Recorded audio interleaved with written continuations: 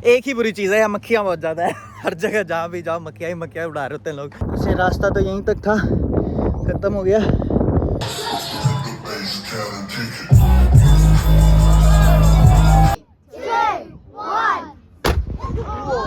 $90 के आसपास हो गया। इतना तो मतलब वहाँ जाने का ही खर्चा। That's gonna be our ride। ये देख लो कोका।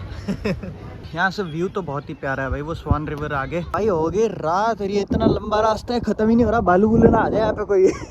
हिलरीज बोट हार्बर, और मुझे एक स्ट्रॉन्ग फीलिंग आ रही है।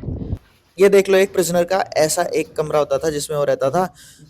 हेलो दोस्तों, वीबिल्स के एक और एपिसोड में आपका स्वागत है। मैं हूँ इस टाइम ऑस्ट्रेलिया में, पर्थ, वेस्टर्न ऑस्ट्रेलिया। और वैसे तो मैं ट्रैवल व्लॉग्स नहीं बनाता, लेकिन ये वाला बना रहा हूँ क्योंकि इसमें मैं बहुत कुछ स्पेशल करने वाला हूँ। बहुत कुछ नहीं, एक चीज़ बहुत स्पेशल करने वाला हूँ, जो है स्काई डाइविंग। तो मैंने सोचा क्यों नहीं सबके साथ शेयर किया जाए। तो ये व्लॉग होगा अपनी स्काई डाइविंग के बारे में, सारी डिटेल शेयर करूँगा। और पर्थ देख लो, रात के 1 बज रहे हैं। अभी मैं एयरपोर्ट से जा रहा हूँ, अपने होटल में चेक इन करूँगा। लेकिन यहाँ पे मतलब दूर दूर तक कुछ नहीं दिखाई दे रहा, ना ट्रैफिक ना कुछ। केएल में तो इस टाइम पे भर भर के गाड़ियाँ चल रही होती हैं, पर यहाँ बिल्कुल सब कुछ खाली है। तो पहला इंप्रेशन तो ये, पर ना हवा बहुत बढ़िया चल रही है। मतलब एकदम नेचुरल, वो नहीं, ऐसे नहीं कि ठंडी ठंडी एसी वाली नहीं। एसी वाली में नेचुरल फीलिंग नहीं आती। ऐसे जैसे कूलर की ठंडी हवा ना, ऐसी हवा चल रही है। और यहाँ की पॉपुलेशन मैंने देखा ज़्यादातर बुढ़े बुढ़े लोग ही दिख रहे हैं, और रोडें वगैरह खाली पड़ी हैं। तो मैं जब भी कहीं ट्रैवल करने जाता हूँ, मोस्टली जैसे अब तक तो मैंने 5 ही कंट्रीज़ ट्रैवल किया है, लेकिन जहाँ भी मैं जाता हूँ वहाँ पे मैं मोस्टली कैब लेना प्रेफर नहीं करता।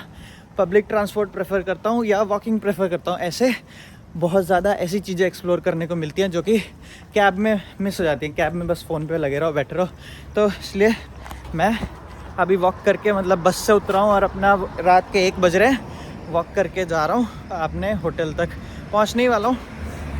और बाकी इस वीडियो में मैं आपको सारी चीज़ें बताऊँगा, कैसे वीज़ा का प्रोसेस है, स्काई डाइविंग की कितनी कॉस्ट है, फ़्लाइट वगैरह सब कुछ इंक्लूड करके। जैसे जैसे आगे वीडियो चलती जाएगी वैसे वैसे बताता जाऊँगा। तो लेट्स गो। तो मेरी फ़्लाइट है कोलालमपुर से पर्थ। तो ये मुझे टोटल पड़ी अराउंड 15,000 रुपये की रिटर्न टिकट। अगर मैं पहले करा लेता तो शायद 7-8 हज़ार में भी हो जाती। तो वीज़ा के मुझे अराउंड टोटल 16,000 लगे, जिसमें से 12,000 तो शायद एप्लीकेशन फ़ीस थी, और 4,000 जो बचे थे वो फिंगरप्रिंट और बायोमेट्रिक्स के लगे। और ये जो ट्रैवल कार्ड है ना, ये जो फ्लाइट में मिलता है, इसको ध्यान से बनना बहुत ज़रूरी है, क्योंकि आगे जाके सीरियसली चेकिंग होती है। और उस केस में अगर आपने इस ट्रैवल कार्ड में गलत भरा होगा और वहाँ पर आप पकड़े जाओ, तो उसमें $300 ऑस्ट्रेलियन डॉलर्स का फ़ाइन है, जो कि अराउंड 15,000 बनते हैं। एयरपोर्ट टैक्सी तो ऑब्वियसली महंगी है, तो हम जाएंगे बस से। पहले तो मैकडोनल्ड आ गया है, डोनल्ड खा लेते हैं, बाद में देखते हैं आगे। भाई एक तो मैकडोनल्ड्स में एक ग्रुप बैठ के गप्पे मार रहा है, वो भी इंडियंस। मैकडोनल्ड्स में काम करने वाले भी इंडियंस। बेसिकली अब इंडियंस सारी जगह पहुंच गए। सब जगह कब्जा कर लिया हमने। ये है यहाँ की ट्रेन, और सरप्राइजिंग बात ये है कि यहाँ पे अभी भी टिकट चेकर्स घूमते हैं। मेट्रो टाइप की ट्रेन है, तो मेरे को ये एक्सपेक्टेड नहीं था। अब तो इंडिया में भी टिकट चेकर नहीं होते मेट्रो में। तो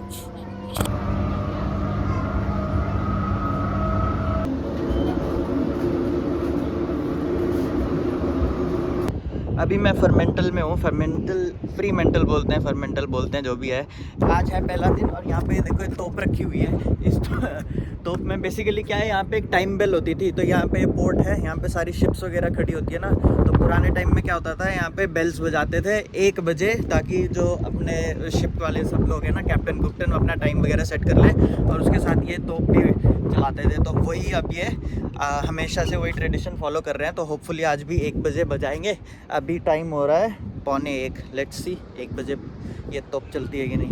तो ये भाई साहब आ गए, और ये एकदम ना वॉलंटरी सर्विस है। अब इसके लिए इनको कोई पेमेंट वगैरह नहीं मिलती है, बस अपना ट्रेडिशन जिंदा रखने के लिए अभी ये सब करते हैं। तो तैयारी कर रहे हैं, साथ में बम TNT वगैरह लेके आए हैं। ये एरिया क्लोज करेंगे और उसके बाद तोप चलाएंगे। और इफ़ यू आर लकी, मतलब अगर तुम टाइम से आ जाते हो, तो ये तुम्हें भी एक्सपीरियंस करने को दे सकते हैं। अगर इंटरेस्टेड हो तो तुम भी तोप चला सकते हो। ये है इसका ट्रिगर, और इसका ये रेड बटन दबाते ही अपनी वहाँ पे जो TNT है वो तोप में एक्सप्लोड हो जाता है। 5, 4, 3, 2, 1। ऑब्वियसली बहुत लाउड था, पर कैमरे में तो सुनेगा नहीं, पर यहाँ पे कान बंद करना बहुत ज़रूरी है। ये देख लो, याटें खड़ी हैं, और एक बहुत ही सुंदर सा रास्ता। ये दिख रही है ऊपर ऊपर सबमरीन, वो है अपना प्लेन जिसमें हम कल स्काई डाइविंग करेंगे। वो दिख रहे हैं वो उसके हाइड्रोप्लेन्स हैं जो इसकी वर्टिकल नेविगेशन में यूज़ होते हैं ऊपर नीचे जाने में। मैं तो इन्हें एलिवेटर्स ही बोलूँगा, बट बहुत ही सुंदर और साइज़ का तो अंदाज़ा नहीं लग सकता वीडियो में। तो वो मरीन म्यूज़ियम तो बनता है, इसलिए मैं अब आ गया हूँ फ्री मेंटल प्रिजन में। ये एक हेरिटेज साइट है यहाँ पे, और इंटरेस्टिंग बात ये है कि यहाँ के जो प्रिजनर थे ना, उन्होंने ये प्रिजन खुद के लिए बनाया और मतलब फिर उनको ही बंद कर दिया इसमें। Such an irony. हाँ, एक तो ये देख लो, एक प्रिजनर का ऐसा एक कमरा होता था जिसमें वो रहता था। मुझे तो नहीं लगता भाई इसमें तो दम ही घुट जाए।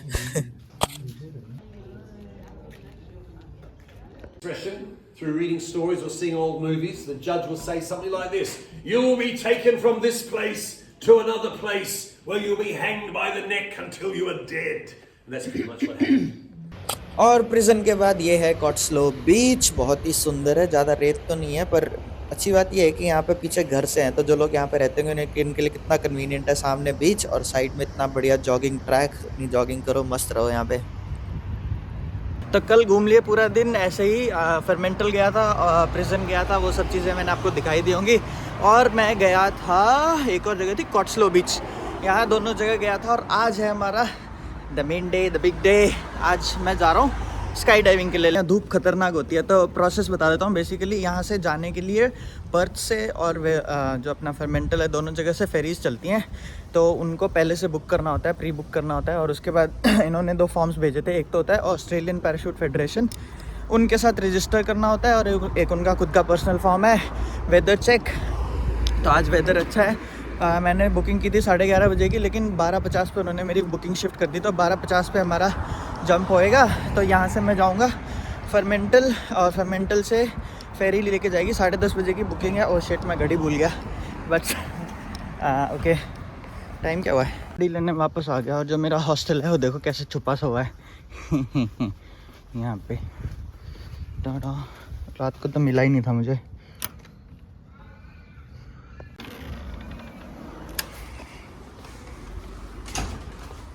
सारा गाड़ी ले ली, सारा सामान ले लिया। तो अब मैं बिल्कुल टाइम टू टाइम चल रहा हूँ, एकदम मतलब मिनटों के हिसाब से पहुँचूँगा अपनी फेरी पे। 10:45 की एक्चुअली मेरी फेरी, इसलिए मैं वापस आ गया लेने, वरना मैं नहीं आता। तो हाँ, 10:45 की फेरी है। एक साइड का इसका भी थोड़ा सा ना जो प्राइस है वो थोड़ा वेरिएबल रहता है। तो एक साइड का मुझे $32 और एक साइड का $26, प्लस रॉटनेस आइलैंड पे जाने की फ़ीस है $20। तो ये टोटल मिला जुला के ऑलमोस्ट कितना हो गया? ऑलमोस्ट $80-90 के आसपास हो गया। इतना तो मतलब वहाँ जाने का ही खर्चा है। वैसे यहाँ स्काई डाइविंग और 2-3 जगह पे भी है जो आइलैंड पे नहीं है, पर मुझे लगा कर ही रहे हैं तो आइलैंड वाली करेंगे। तो हाँ, लेट्स गो। और दूसरा, यहाँ पे धूप बहुत होती है, तो टोपी बहुत ज़रूरी है। जोन के हिसाब से टिकटें मिलती हैं। तो एक जोन के अंदर अगर आप ट्रैवल करोगे तो $3.5 की एक टिकट मिलती है। लेकिन मैंने ये ले ली डे राइडर वाली। ये डे राइडर वाली 1040 की है। तो बेसिकली मुझे 3 बार ट्रैवल करना है, तो या तो 3 बार 3.5 की ले लेता, या एक बार ये ले ली, बात एक ही है। तो ये डे राइडर से कितनी बार इसमें घूम सकते हैं। जल्दी कर लो, 15 मिनट तो ट्रेन ही लेट थी, तो क्या करना, बट फिर भी हम टाइम पे पहुंच ही गए। वो रही अपनी बोट राइट देयर, वो रही अपनी बोट, लेट्स गो। ये है बोट अपनी।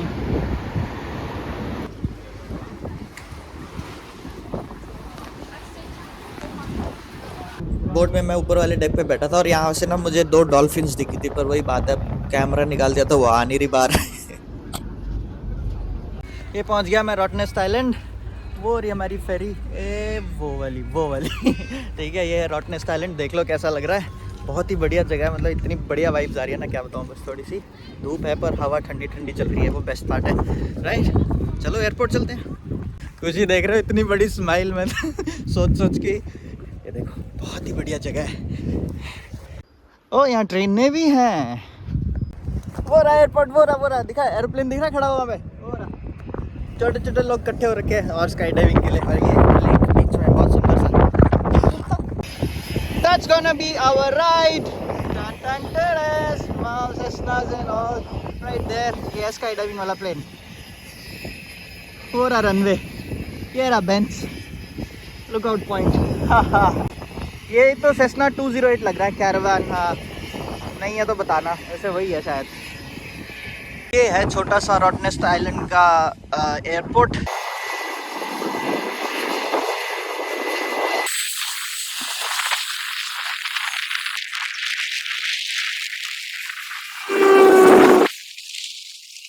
तो ये स्काई डाइविंग स्कूल पे मैंने इनसे बात की थी, इनसे पूछा कि अगर हम लोग सिंगल स्काई डाइव करना चाहें, मतलब बिना किसी एक इंस्ट्रक्टर के, बिना किसी के साथ में, अगर हम अकेले स्काई डाइव करना चाहें तो उसका क्या प्रोसेस है। तो उन्होंने बताया कि ये उसका कोर्स होता है AFF कोर्स करके। वो ये लोग तो नहीं कराते, पर पर्थ में 2-4 स्कूल हैं जो कराते हैं, और उसका प्रोसीजर कुछ है। उसमें $3000 लगते हैं। $3000 अपने कितने हो गए, 1.5 लाख, 1.5 या फिर 1.25-2 लाख रुपए के आसपास। और टोटल उसमें 10 जंप होते हैं, उसमें अपनी लैंडिंग एक्यूरेसीज वगैरह बनानी होती हैं, और जो उसका सामान वगैरह होता है वो सब रेंटल देते हैं, तो शायद उसके पैसे अलग से लगेंगे।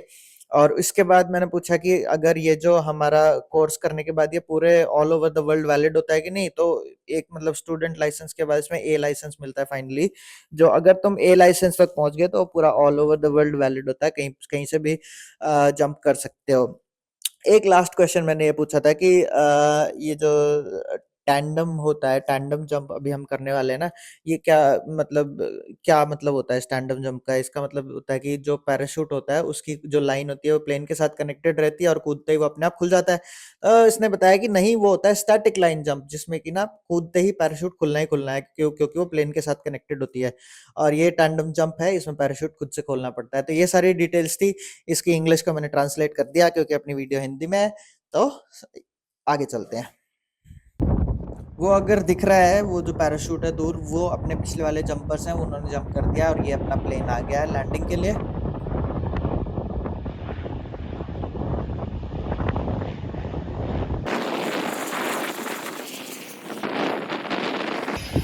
That's gonna be our ride. Jump करने से पहले थोड़ी सी ओरिएंटेशन उसकी वीडियो दिखाते हैं। अब तक तो सही था, अब थोड़ी दग होने लग गई। ये रहे सारे पैराशूट्स, वापस रीपैक कर रहे हैं, होप ये खुल जाए।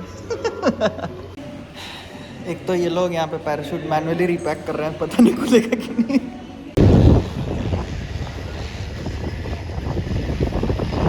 तो ये इन्होंने पट्टे से बना दिए हैं, हम एकदम ऑन सेट। ठीक है, ये है लाइफ जैकेट और बाहर का रखने plane. Let's go. Hello, welcome to Rottnest Island. How are you? Very good, very excited. And why do you want to go skydiving? It's in my bucket list. Took it off the bucket list. Are you ready to go? Yep. Let's go and do it.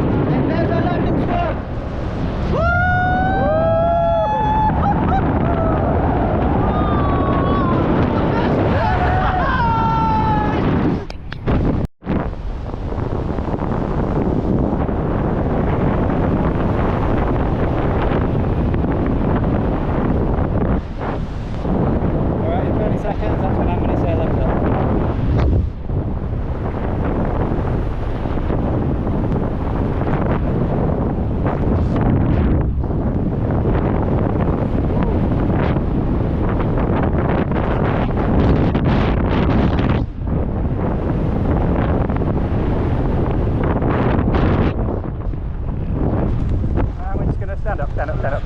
Okay. Congratulations, you made it. How was that? Thank you so much. It was worth every penny, man. You did a great job. How was that view? The view is breathtaking. Best place Awesome. to skydive, eh? Yeah. Best thing that you do. Thanks for coming skydive, Geronimo. Till next time. तो sky dive पूरी होने के बाद ये रास्ता जो रहा वो बीच उधर उस पे हम लैंड किए थे और ये गाड़ी आ गई हमें लेने के लिए। इसमें सारे डाइवर्स और जो साथ में इंस्ट्रक्टर कह लो या जो भी थे वो थे। अब सारे आ गए, हम उनका वेट कर रहे हैं। वो उनके आते ही बैठ के निकल जाएंगे वापस, हमें एयरपोर्ट पे छोड़ देंगे। दूसरा ऑप्शन है रास्ते में कहीं उतरना है तो उतर भी सकते हैं, पर हाँ फिलहाल यही है। इतना मस्त बीच है यहाँ पे, इन्होंने हमें उतारा है, सब बैठ गए हैं, जाने की तैयारी। Let's go. और यहाँ से मतलब ये जो रॉटनेस्ट आइलैंड है ना, इस पे तो पूरे रास्ते में व्यूज भी इतने बढ़िया बढ़िया है। चेक इट आउट, ये इतना सुंदर रास्ता है, पूरे रास्ते बढ़िया व्यूज।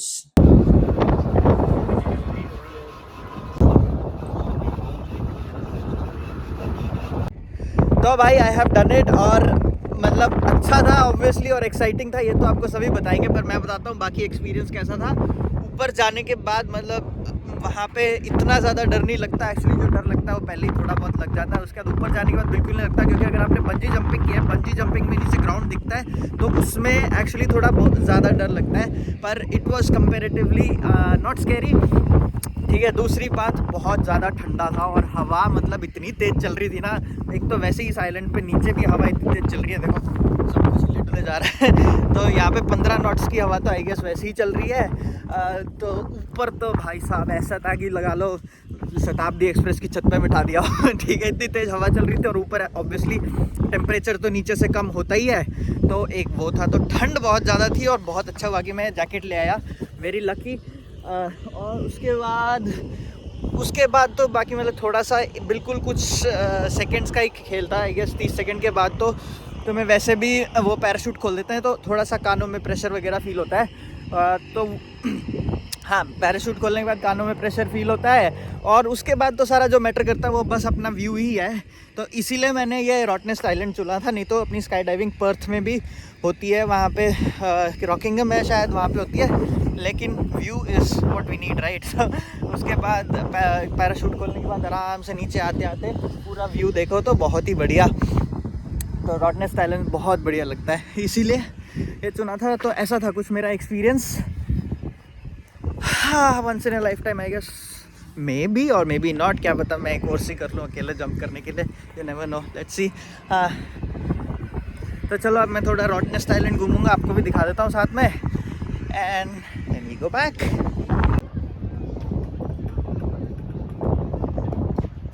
ये देख लो कोका। वो जा रहा है अपना प्लेन, दिख रहा है वो रहा, कहाँ रहे हो, तो चांद है उसके आसपास कहीं वो रहा। हाँ, 9वां 10वां जंप है उनका अभी। यहाँ पे मेजर ट्रांसपोर्टेशन का मोड है साइकिल्स एंड क्या बोलते हैं, पर अभी मेरे लिए कोई तुक नहीं बनता क्योंकि मैं 4 बज गए ऑलरेडी और 5 बजे साइकिल वापस करनी होती है। तो स्काई डाइविंग में ही टाइम निकल गया, इसलिए अब तो 1 घंटे के लिए लेने का कोई मतलब नहीं है, दिन के लिए मिलती है, पूरे दिन के लिए। Look at this view, wow. तो ये एक व्यू पॉइंट है रॉटनेस्ट आइलैंड का, और वो रही अपनी फेरी, वो देखो वहाँ पे वैसी वो लाल वाली जो उससे हम आए थे। और आते टाइम ना मैंने यहाँ पे एक वेल भी देखी थी, मतलब ये पानी तो है ही इतना सुंदर क्लियर, और देखो डिफरेंट शेड्स बीच बीच में। उससे अच्छी बात यह है कि इसमें वेल्स और डॉल्फिन्स भी हैं, तो वो आते टाइम मुझे दिखी थी, पर इतनी जल्दी कैमरा निकालना तो पॉसिबल नहीं है तो रिकॉर्ड नहीं कर पाए, बट दिख गई वही बहुत है। लोग बोलते हैं पर्थ में इतना कुछ है नहीं, बट उसके उल्टा मुझे तो अब तक की ये बेस्ट सिटी लगी है। बताएं, यहाँ पर्थ में ना एक मतलब एक ही बुरी चीज़ है, यहाँ मक्खियाँ बहुत ज़्यादा है। हर जगह जहाँ भी जाओ मक्खियाँ ही मक्खियाँ उड़ा रहे होते हैं लोग, बट उसके सिवाय Perth is the best city I have ever been. I do recommend this भाई साहब। और यहाँ की ना पता नहीं हवा में कुछ अलग ही एनर्जी है, मतलब 1 सेकंड के लिए भी कुछ ना भी करो, बैठ भी जाओ आराम से शांति से ना, तो भी इतना बढ़िया फीलिंग आती है ना, मतलब यू ऑलवेज फील एनर्जेटिक। मतलब यहाँ पे कुछ वही नहीं है, मतलब थकावट वाला कोई सीन ही नहीं है। कल भी मैं सारे दिन चलाऊँ और पता नहीं ये क्या बोलते हैं, हवा ही ऐसी है, ठंडी ठंडी हवा चलती रहती है, इतनी धूप लगती है, एक भी पसीने की बूंद नहीं आई है सुबह से अब तक। वाह, हम पहुँच गए लाइट हाउस। ये आ गया यहाँ का बीच एरिया, राइट वो जो टेंट से लगे हुए हैं ना उनको देख के मुझे लॉस्ट की याद आ रही है। लॉस्ट की शूटिंग यहीं तो नहीं हुई थी मतलब जो एक वो नहीं बसी होती है उसमें अकोमोडेशन सिविलाइजेशन लास्ट में। उपसी डेजी, ये तो कंस्ट्रक्शन चल रही है, बंद है। नीचे कैसे जाया जाए, साइड से कूद जाए क्या? Never mind, let's go. Jumping the fences, out and about. Dun dun dun dun dun dun dun dun. White sand.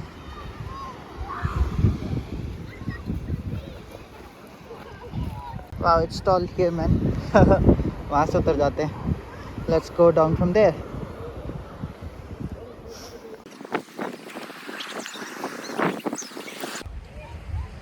Bear corals. Corals कितने सुंदर है, पानी एकदम क्लियर है. वाह. ये क्या है, लाइमस्टोन है क्या? नहीं, सब कुछ फेदर्स टाइप के हैं। बीच पे cafe, the best thing that you can have. I guess ये यहाँ पे होम स्टेज हैं, लाइक ओवरनाइट स्टे करना होता है उसके लिए। Just on the beach, very nice. बस ये कोके हर जगह घूम रहे हैं। हेलो कोके, हेलो। खाने को चाहिए क्या? नहीं है तो ये नॉन कन्वेंशनल रास्ते पे आ गया मैं, and I would say it was worth it. Look at this. अरे क्या बोलता है इस बार सरपंच, किसको बनाया जाए? Naughty cat, naughty cat, naughty cat का बच्चा। देख लो, बर्फ नहीं है, सफ़ेद रेत है ये पहाड़ चढ़ रहा हूँ मैं विंड मिल देखने के लिए, ओरा बीच। या दिख रहे हैं पंखुड़ियाँ सी, मुझे लगता है यही इनका पावर सोर्स है पूरे आइलैंड का। फेंसिंग की हुई है साइड में, देखते हैं। वाह, वैसे रास्ता तो यहीं तक था, ख़त्म हो गया। But worry windmill. 6 बज गए और अपनी फेरी भी आ गई है, टाइम टू गो बैक। लोग भी आ गए फेरी में बैक। भाई साहब खतरनाक ठंडी हवा चल रही है यहाँ पे। अच्छा हुआ मैं जैकेट ले आया, good decision. But time to go back.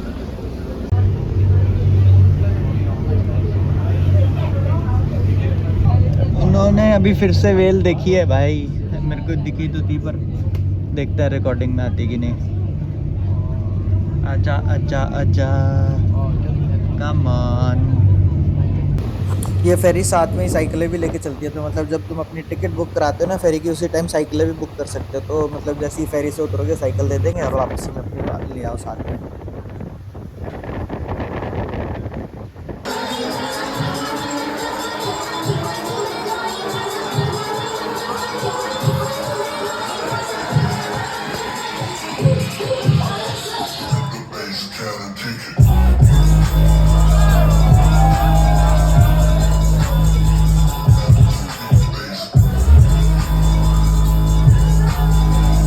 तो आज है मेरा तीसरा दिन है। हाँ, तीसरा दिन है और आज मैं जा रहा हूँ हिलरीज बोट हार्बर। तो अब तक क्या था, मैं जितनी बार अपने हॉस्टल से ट्रेन स्टेशन जा रहा था ना, मैं हमेशा वो इसके पैरेलल एक और उस साइड रोड है उससे जा रहा था। और आज मैंने अपनी रोड चेंज किया, तो ये है नॉर्थ ब्रिज। और एक्चुअली डिफरेंस इतना ज़्यादा है ना, वो वाली जो स्ट्रीट है इसके पैरेलल उधर एकदम सुनसान, कुछ नहीं, कुछ मतलब खाली पड़ी है एकदम, गाड़ियाँ गुड़ियाँ एक आधी जाती रहती हैं। और ये वाली स्ट्रीट बहुत हैपनिंग जैसी है। दिखाता हूँ कैमरा करके बैक वाला। ये देखो, ये स्ट्रीट बहुत हैपनिंग है और लग रहा है यहाँ पे क्लब श्लब भी है, मतलब यहाँ पे नाइट लाइफ वाला सीन है। तो आज रात को ये देखेंगे, पर चलो पहले हिलरीज क्या था, बोट हार्बर, वहाँ घूम के आते हैं। Let's go. वैसे जब मैं आया था तो मैंने कई सारी चीज़ें बोली थी पर्थ के बारे में, जो कि मेरा परसेप्शन था पहले, पर बहुत कुछ चेंज हो गया है। ऑल्सो यहाँ पे जैसे मैंने बोला था ना कि इंडियंस बहुत ज़्यादा हैं, ऐसा कुछ नहीं है। इंडियंस मुझे इतने ज़्यादा एक्चुअली नहीं दिख रहे हैं यहाँ पे, कंपैरेटिवली चाइनीज़ लोग ज़्यादा हैं, ठीक है। और बाकी तो गोरे तो हैं ही हैं। तो लगता है पर्थ पे चाइनीज़ लोगों ने कब्जा करना है धीरे धीरे तो हिलरीज हार्बर में पर्थ अंडरग्राउंड से जाऊँगा, देखते हैं कैसा है। तो ऐसे कुछ टिकटिंग सिस्टम है। ये रहा अपना मैप, देखते हैं। अब यहाँ पे भी जोन वाला चक्कर होगा, ये नहीं पता कितने जोन की टिकट लेनी है, जाना कहाँ पे हमें। यंगखप ओह यही नहीं पता जाना कहाँ है। देखते हैं गूगल पे। फिर से डे राइडर ले लिया। ये $11, 10 साढ़े $10 का तो डेली का पक्का खर्चा है। The next train to Yanchep departs in 9 minutes. The train stops all stations. Cool, man.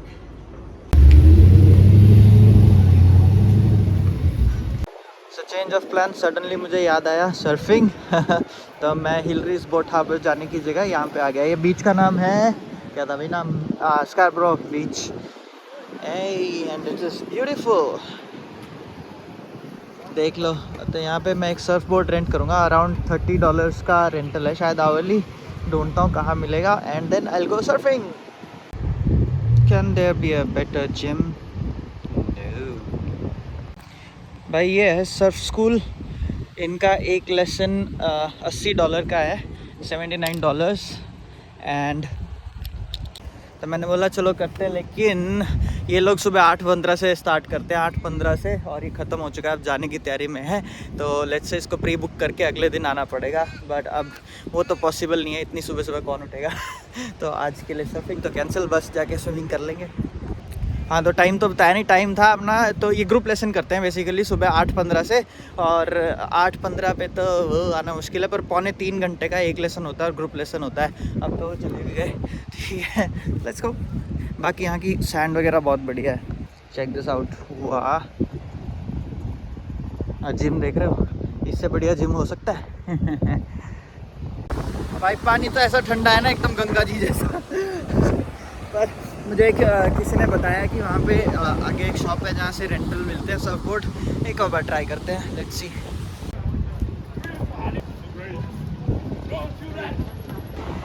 छड्डों पर यहाँ इस नज़ारे के साथ रिलैक्स करते हैं।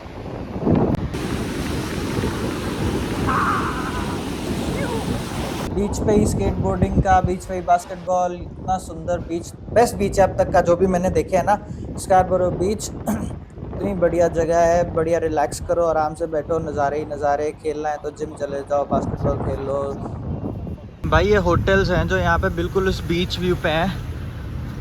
आई जस्ट वंडर कितना बढ़िया तो इनका व्यू है, राइट। यहाँ पे होटल लेना चाहिए रहने के लिए, तुम सामने, बहुत सही।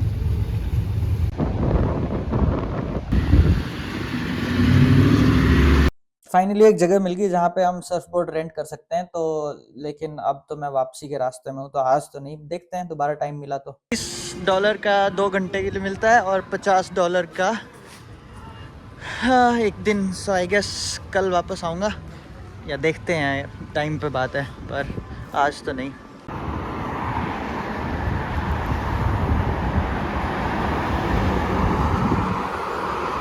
पेट्रोल डीजल के रेट ये तो नहीं होने चाहिए। $169 $94, पता नहीं किस हिसाब से रेट है, पता करना पड़ेगा।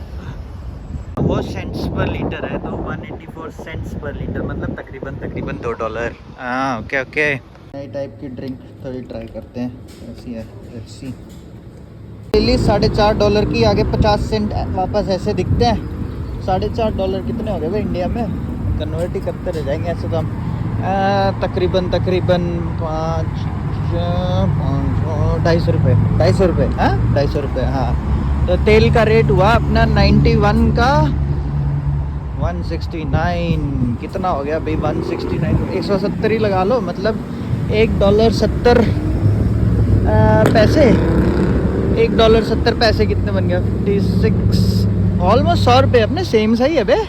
और $200 का 100 रुपये का 98, और डीज़ल भी ऐसे ही है कुछ, आसपास से ही है, ज़्यादा फ़र्क नहीं है। रुपये में 2-4-10 रुपये का फ़र्क होगा बस। हो गया अपना, कौन सा बीच था, नाम भी भूल गया इतनी जल्दी। सरबोरो जो भी था। अब जाएंगे नेक्स्ट, जो यहाँ का बोटेनिकल गार्डन है ना पर्थ का, बहुत बढ़िया मैंने सुना, उसमें जाते हैं। चलो लेट्स गो। बस लूँगा यहाँ से, अपना वही डे पास चल जाएगा। ये तो बढ़िया हो गया, आज मैं टिकट लेने वाला था, अच्छा हुआ डे पास ले लिया, नहीं तो $5 के कई लग जाते। अब $10 में मैं पूरा दिन घूम लूँगा। गाड़ी देखो सेक्सी। यहाँ का माहौल है ना, गाड़ियाँ फुली मॉडिफाइड, ट्रक बड़े बड़े पटाखे मारते हुए बीच पे घूम रहे हैं। I am loving it.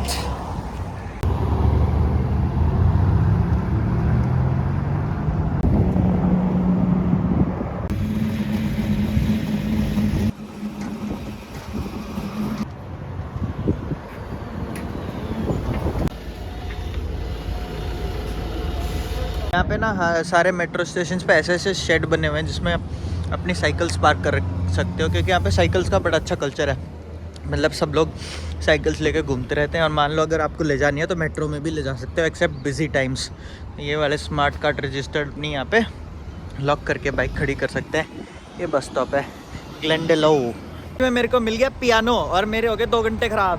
अभी तक मैं किंग्स गार्डन, वो क्वींस बोल रहा था मैं, क्वींस नहीं है वो, किंग्स गार्डन है। अब मैं जा रहा हूँ किंग्स गार्डन। बढ़िया माहौल तो बहुत ही बढ़िया है यहाँ पे, देखो ज़रा एकदम। मतलब मेरे को तो पर्थ से प्यार होने लग गया भाई, मुझे लग रहा है अब यहाँ पे मूव करना पड़ेगा। भाई साहब नज़ारे वो देख रहे हो, वॉर मेमोरियल वहाँ ऊपर है, इतना ऊपर चढ़ना पड़ेगा। एक बार तो डाउट हो रही है जाऊँ कि ना जाऊँ। देख रहे हो भाई क्या माहौल बना रखा है पेड़ ने रोड पे, वाह शाबाश। स्वान रिवर देख लो, मौज है यहाँ पे रहने वालों की ना, इतने साफ साफ वातावरण में जॉगिंग शॉगिंग करो, साइकिलें चलाओ, बढ़िया एकदम वॉकिंग शॉकिंग करो, नेचर के मज़े लो। ठंडा ठंडा मौसम है, हवा चल रही है बढ़िया एकदम।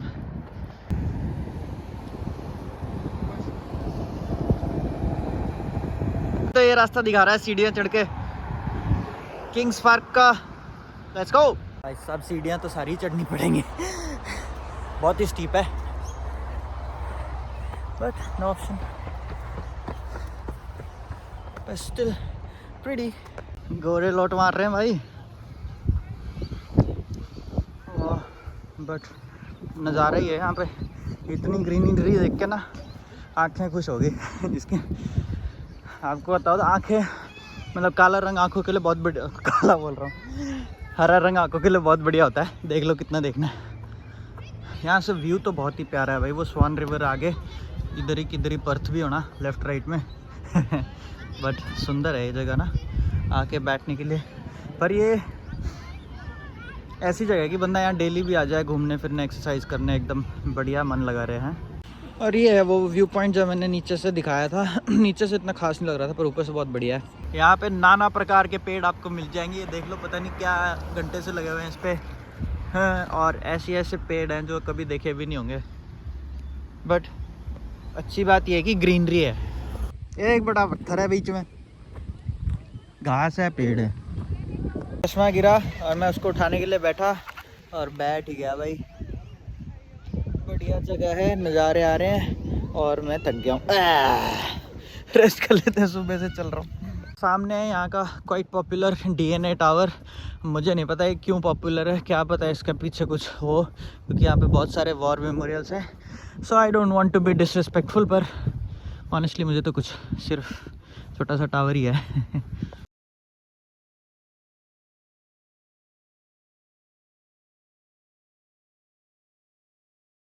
मैंने सोचा था ऊपर चढ़ के डायलॉग मारूंगा कि जहाँ भी खंबा दिखे चढ़ मत जाओ, लेकिन इट वॉज वर्थ इट। यहाँ से व्यू बहुत अच्छा है और सनसेट तो दिखाई दिया मैंने आपको, सनसेट बहुत ही प्यारा आया था। तो लगता है यहाँ पे टॉप पे सारी चीज़ें व्यू के बारे में ही है। आई गेस पर्थ ही सारा व्यू से भरा हुआ है। लेकिन ये अपना कंपास है यहाँ पे टॉप पे, ये हो गया north, and then Indian Ocean उस साइड है, तो नॉर्थ वेस्ट देखे तो शायद इंडिया उस साइड होगा, ठीक है। और रॉटनेस आइलैंड हमने स्काई डाइविंग की थी वहाँ पे, सही, ये भी बहुत अच्छा होगा क्योंकि उस साइड का ही व्यू ज़्यादा अच्छा लग रहा है। ठीक है, चलो चलते नीचे। लो भी आ गया चंडीगढ़ वाला सुखना लेक। गलती पंगा ले लिया अंधेरे में। रोड ही जाना चाहिए, बाहर निकल जाता हूँ भाई। हो गई रात और ये इतना लंबा रास्ता है, ख़त्म ही नहीं हो रहा। बालू बुलू ना आ जाए यहाँ पे कोई। ये पार्क वैसे बहुत ही बड़ा है, सनसेट वगैरह ब्यूटीफुल है, और साइड में वहाँ पे स्वान रिवर साथ साथ चल रहा है। यहाँ पे एक व्यू पॉइंट है, वहाँ पे जाके दिखा, अरे लोग दिखे बहुत देर बाद। चलो बहुत बढ़िया, इसका मतलब मैं अकेला नहीं हूँ। व्यू पॉइंट देखते हैं।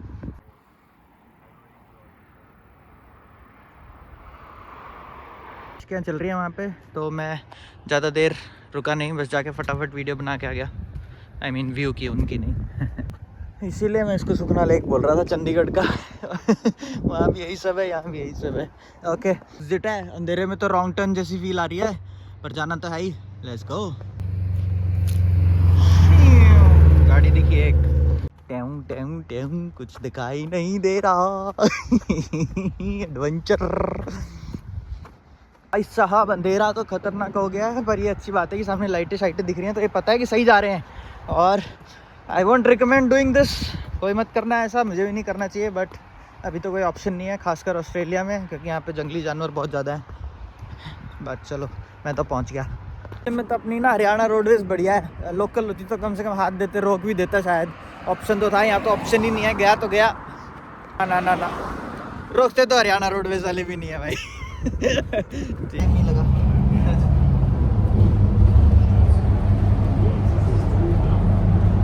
तो बस पलक झपकते ही पहुंच भी गया। ओह याद आया, मैं तो जाते टाइम तो पैदल ही गया था। पार्क पूरा कवर किया और ये पास में फटाफट आ गया। आई गेस 5 ही मिनट में पहुंच गया। चलो फिर अब चलते हैं एलिजाबेथ की, पता नहीं क्या बोलते हैं उसको, की बोलते हैं कि के बोलते हैं, जो भी है, जाके देखते हैं। मुझे एक इंटरेस्टिंग सी चीज़ पता चली यहाँ पे है। वो ऐसे है जैसे अपने पड़ोसियों की घंटी बजा के नहीं भाग जाते हैं, वो वाला सिस्टम दिखाता हूँ, देखो। Warning.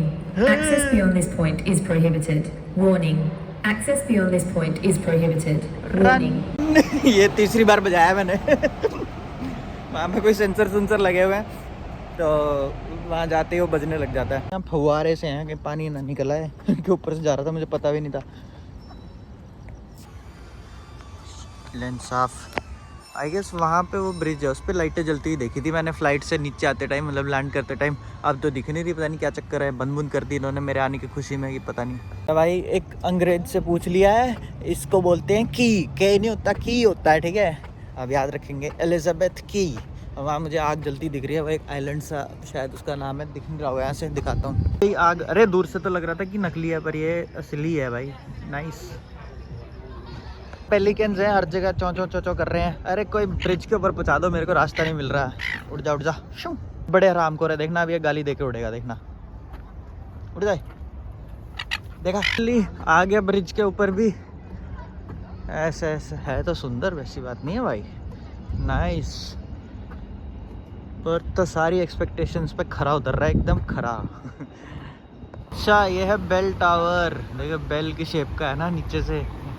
एक अच्छा बेल टावर। और ये है जेटी, यहाँ से आई गेस ये भी रॉटनेस आइलैंड जाती होगी, उसके जैसी दिख रही है, इतनी रॉटनेस एक्सप्रेस की जैसी, और वो सी लिंक जैसी दोनों खड़ी है यहाँ पे। आई गेस यहाँ से ही चलती होंगी, पर्थ से भी जाती है ना।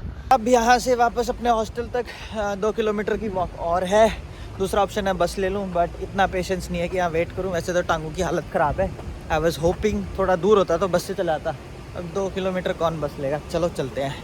XUV 300 यहाँ तक पहुँच गई। एक ही दिखी है, मुझे लगता है किसी ने स्पेशली मंगाई होगी। संडे के दिन रात को 8 बजे देख लो यहाँ पे ऐसी जगमग है। आई गेस एक तो संडे हो गया, ऊपर से अभी तो 8 ही बजे हैं, बाद में थोड़ा और ज़्यादा होगा। नाइट लाइफ इतनी भी डल नहीं है यहाँ पे। देखा था मैंने, मतलब कल परसों वॉक करते टाइम रात को यहाँ से जब निकला था तो बहुत ही खतरनाक, मतलब अच्छा पार्टी सीन था यहाँ पे। बार्स अभी तो सब खाली है, अब खाली हैं, बट बार्स हैं बहुत सारे। एक बीच शहर में देख लो कैसा घर है। स्ट्रीट आर्ट भी है बहुत सारी, बट आई गेस ज़्यादा इंटरेस्ट तो होता नहीं लोगों को इनमें, बट स्टिल। ये अंदर से मेरा हॉस्टल देख लो कैसा है, जहाँ मैं रह रहा हूँ इतने पिछले 3-4 दिन से। ये है इसका कॉमन एरिया, रिसेप्शन यहाँ पे है, कॉमन एरिया खाने पीने के लिए, टीवी देखने के लिए। और ये है पैटियो, जहाँ पे बाहर बैठ जाओ, गप्पे शप्पे मारो, सब ठीक है। और किचन ऑन द लेफ्ट, यहाँ अपना खाना बना सकते हैं। मैं पहुंच गया हूँ रॉकिंघम, और वहाँ पे मतलब ट्रेन से उतरने के बाद अंडरग्राउंड जो ट्रेन थी उससे मैं आया था। रॉकिंघम स्टेशन उतरने के बाद, रॉकिंघम स्टेशन उतरने के बाद वहाँ से वो कुछ DD एक्सप्रेस करके कुछ दिखा रहा था $60 की, बट फिर वहाँ पे ये बस आई, इसका नाम इस पर लिखा था, कौन सा बीच, रॉकिंघम बीच। तो मैंने बिना सोचे समझे चढ़ गया, और अब यहाँ से जब मैं गूगल मैप देख रहा हूँ तो एक बस दिखा रहा है 550, जो सीधा पेंगुइन आइलैंड वाले स्टॉप पे जाके उतारेगी। तो ये मेरे लिए बहुत बढ़िया हो गया। Let's go. बीच भी दिखा देता हूँ, बीच भी देख लेंगे रॉकिंघम का। बहुत ही रिलैक्स्ड और चिल टाइप की प्लेस है ये रॉकिंघम बीच। और ऐसे ही नहीं ऑस्ट्रेलिया अपने बीचेस के लिए फेमस है भाई। Very nice, beautiful. एंड यहाँ पे भी सर्फिंग के ऑप्शंस अवेलेबल है। आई गेस वो लोग रेट पे देते होंगे। छोटा सा बस स्टॉप, होपफुली रुक जाए। हाँ लिखा तो है हेल बस, इधर से आएगी 551 जो पेंगुइन रोड पे जाएगी।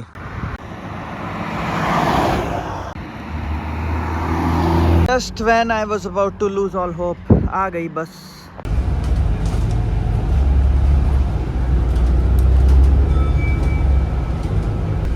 Thank you, thank you, have a good day.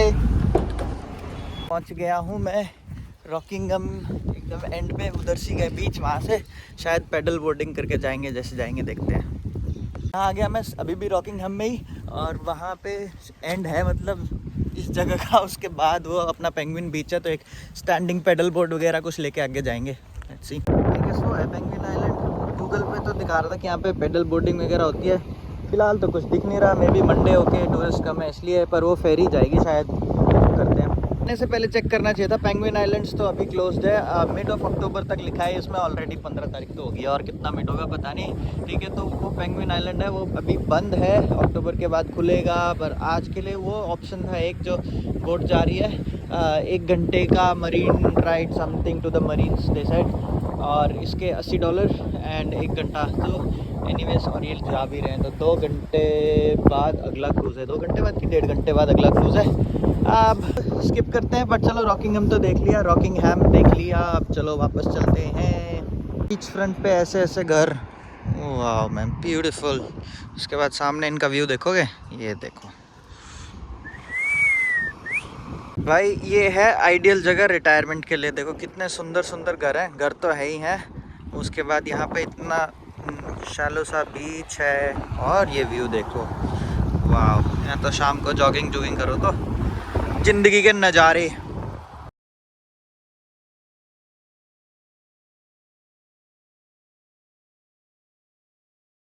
नज़ारे तो यहाँ पे बहुत बढ़िया बढ़िया है, देखो पीछे बीच बीच सब कुछ। लेकिन जो मेन चीज़ थी वो तो बंद है, और देख लिया रॉकिंगहम। तो अब हम जाते हैं Yanchep national park. Let's go to option number 2, Yanchep national park. Garbage collection देख लो, इससे पहले ऐसा रुड़की में होते देखा था।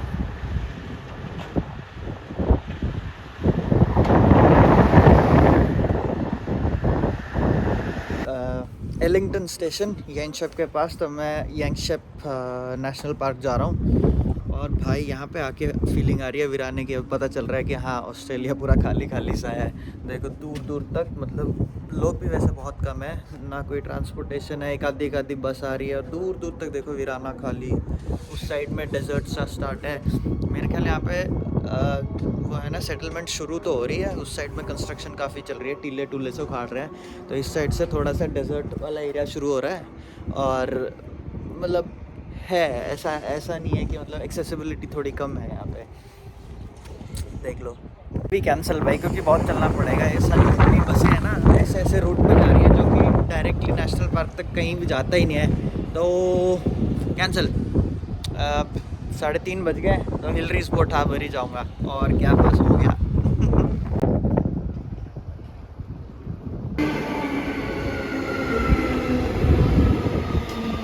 खतरनाक ठंड हो गई है यहाँ पे, और मैंने 2 जैकेट पहनी हुई हैं। बारिश भी आ रही थी थोड़ी थोड़ी, शांति से मिल गई ट्रेन में आके।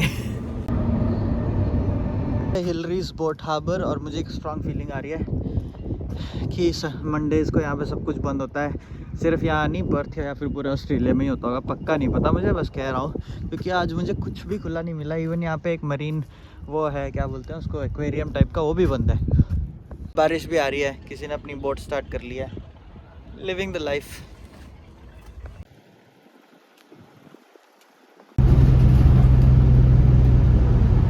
ये यहाँ पे फ्री कॉल्स के लिए इस पर लिखा तो है फ्री कॉल्स, पर मुझे करना नहीं है किसी को, वरना ट्राई कर लेता।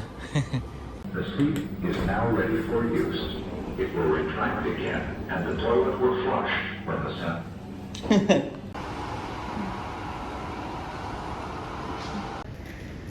फॉर सम रीज़न ये हिंदी में दिखा रहा है। तो आई गेस ये अपनी ट्रिप का एंड है। ये कैंडी थी जो उन्होंने ना स्काई डाइविंग से पहले दी थी, ताकि अपनी एनर्जीज अप रहें।